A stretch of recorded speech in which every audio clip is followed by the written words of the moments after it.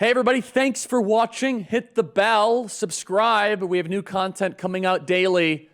Make sure you subscribe. God bless you guys. Joining us now is Antoni. So much to talk about. Dr. Antoni, economist for the Heritage Foundation. Doctor, so much happening in the news right now. How should we think about the BRICS summit and what does that mean for the American dollar and the American economy? Well, Charlie, I think the best way to look at this is yet another failure of Bidenomics. One of the key elements of the president's economic plan has been the destruction of the dollar, whether intentional or not. They have destroyed the dollar at home by devaluing it. We've seen the dollar lose 16% of its value in an incredibly short period of time, just since Biden took office. But we've also seen an effective devaluation of the dollar abroad. We've seen that through the unprecedented sanctions imposed by Russia, the confiscation of Russian dollars. And what that has done is shaken people's confidence around the world in our currency. And as a result of that, you now have countless individuals who are wondering whether or not the dollar is still a safe bet anymore, or whether they actually need a safer alternative, such as a gold-backed currency. And that's one of the things that these BRICS countries are looking at. So do you see any urgency or concern from our leaders? I just feel as if our leaders are ignoring the fact that we might lose the status as the global reserve currency. You know what? Not only have they been ignoring it and downplaying it, but now as it is becoming increasingly a reality, we are seeing some of them acknowledge the fact that it's happening, and they're going from saying it can't happen to brushing off the consequences. We've seen that with the Treasury Secretary, for example, Janet Yellen, saying that, oh yes, de-dollarization is actually happening. Just kidding, I was wrong. Oh, but don't worry. Nothing to see here. It won't be a problem. It absolutely is a problem, because the global reserve currency status is the mechanism by which we have effectively been exporting deficits for about 7 decades. And now imagine if 7 decades worth of deficits all come rushing back into the United States. The result of that would be absolutely catastrophic. You would see inflation not of an extra 1%, 2%, but 10, 20, 30, 100%. Again, it is difficult to overstate just how catastrophic that would be. And our leaders really don't seem to care. So what would be a prudent American response then to these nations trying to join BRICS, like India and Mexico? The most prudent thing would be for the United States to get together with all of the nations in BRICS and to go back to some kind of commodity-backed currency, to say, look, let's all have currencies that are backed by commodities, and we can develop fixed ratios again between our different currencies. In other words, let's say a dollar is redeemable for 1/2000th of an ounce of gold, and then we have a similar fraction for the Chinese yuan, for the Brazilian currencies in Saudi Arabia, Russia, Germany, etc. And then once you have that standard in place, you don't have these competing devaluations, for example, anymore. Yeah, it's not, I mean, I don't see anybody in the kind of American ruling class seem overly concerned. So let's play I don't know if we have any tape here, but so EJ, if you were to say this economy is one of the most confusing economies I've ever seen, and the devaluation doesn't exactly play neatly into that, if it happens at all with the BRICS nation, how would you grade the health of the American economy currently?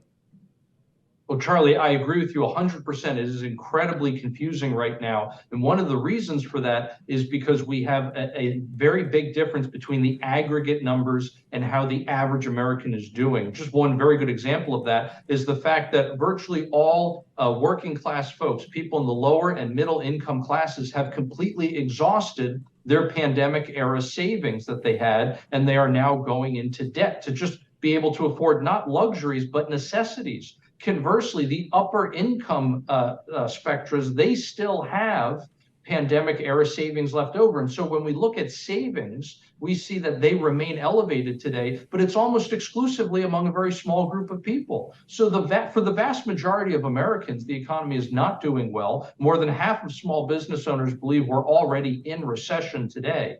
And so we very, very likely will officially be in a recession by the end of this year or sometime at the beginning of next year. We have just far too many economic indicators that are pointing in the wrong direction.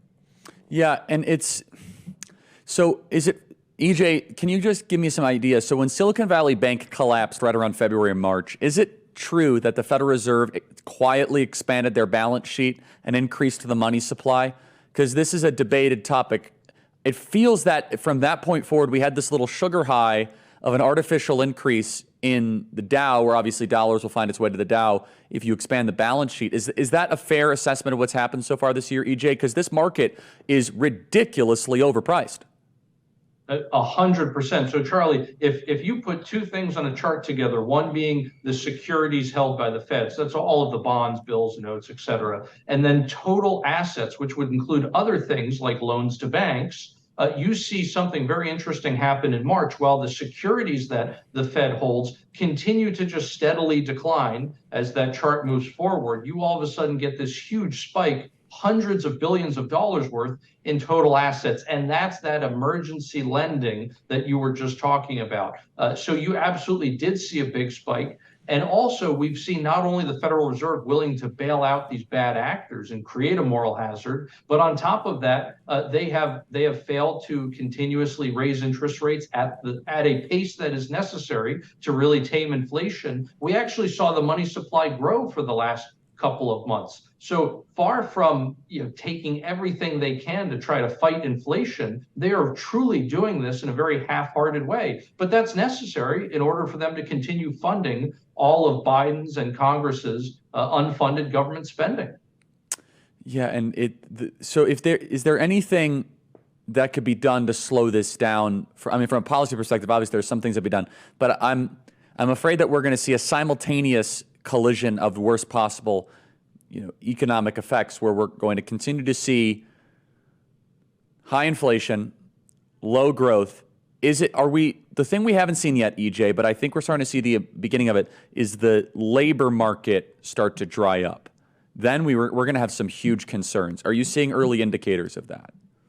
We're seeing early indicators of precisely that. Manufacturing tends to lead the rest of the economy, for example, into recession. And when you look at the manufacturing surveys done by each of the regional Federal Reserve banks around the country, universally, you have seen manufacturing not just slow down in terms of growth, but actually begin to contract. And so you are seeing some job losses in that sector, which again is a very strong indication that the rest of the labor market is soon going to turn that way as well. We're also looking down the barrel of some major revisions by the Bureau of Labor Statistics on those jobs numbers. We'll get those tomorrow, I believe.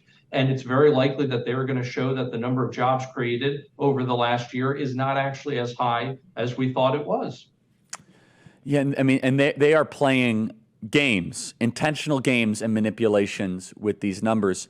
EJ, what's the best case scenario here? No spin. What is the best case scenario? That somehow there is this legitimate artificial intelligence sugar high and it results in higher productivity and higher growth and we're able to persevere? Because I'm afraid even the kind of just balancing the worst and the best to kind of the average, this is going to be a very difficult economic year and a half upcoming for most Americans. I think so. We've already had a very difficult year and a half looking backwards, and now looking forwards, we are probably going to have another difficult year and a half because the government continues overspending, over-regulating, and therefore also over-borrowing and over-printing money. And a consequence of that is not only slow economic growth, but continued inflation. This claptrap about how inflation has been trending towards 2%, it's utter nonsense. If you look at the monthly inflation data for the last year and you annualize that out, what you find is that inflation has not been trending towards 2%, it's been trending towards 3%. We've arrived there. There's no indication we're going any lower. In fact, inflation accelerated last month. For the current month of August, inflation looks to continue to be accelerating. Obviously, the month isn't over yet, but it looks like things will continue to get worse, not better.